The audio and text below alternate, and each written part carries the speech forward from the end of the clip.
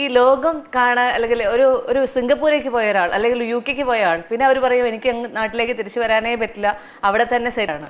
പക്ഷെ സാറ് ഈ ലോകം മുഴുവൻ കണ്ടു കഴിഞ്ഞിട്ടും എനിക്ക് കാണാൻ സ്ഥലങ്ങളില്ല എന്ന് മനസ്സിലാക്കുമ്പോഴും തിരിച്ച് ഈ മരങ്ങാട്ടുപള്ളിയിലേക്ക് വന്ന് ഇവിടെ സെറ്റിൽ ആവാൻ ആഗ്രഹിക്കുന്നതാണ്. എന്തുകൊണ്ടാണ് അങ്ങനെ ഒരു തോട്ട് വരുന്നത്? എനിക്ക് ഇവിടെയാണ് അഡ്രസ് ഉള്ളത്.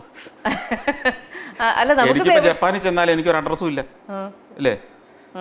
എനിക്ക് ചൈനയിൽ ചെന്നാൽ ഒരു വിലാസമുണ്ടോ? സന്തോഷ് ജോർജ് കുളങ്ങര എന്നുള്ള വിലാസം ഈ കേരളത്തിൽ മാത്രമാണ്.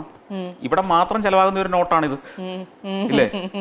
ഇന്ത്യൻ രൂപയും കൊണ്ട് നമുക്ക് കാനഡയിൽ ചെന്നിട്ട് വല്ല കാര്യമുണ്ടോ? അപ്പൊ ഏത് നോട്ട് എവിടെ ചെലവാകും എന്നുള്ളൊരു ബോധം നമുക്ക് വേണം. സന്തോഷ് ജോർജ് കുളങ്ങര കേരളത്തിലേ ചെലവാകൂ. അല്ല, അങ്ങനെയല്ല. എപ്പോഴെങ്കിലും ഒക്കെ വേറെ ഏതെങ്കിലും ഒരു രാജ്യത്ത് സെറ്റിൽ ചെയ്യണമെന്ന് മനസ്സിൽ എവിടെയെങ്കിലും അതിന്റെ കാര്യം ഉത്തരം ഇത് തന്നെയാണെന്നേ. അവിടെ അപ്രസക്തനാണ് ഞാൻ അല്ലേ? കാനഡയിൽ പോയി സെറ്റിൽ ചെയ്ത സന്തോഷ് ജോർജ് കുളങ്ങരയ്ക്ക് കാനഡയിൽ എന്ത് പ്രസക്തിയാണുള്ളത്?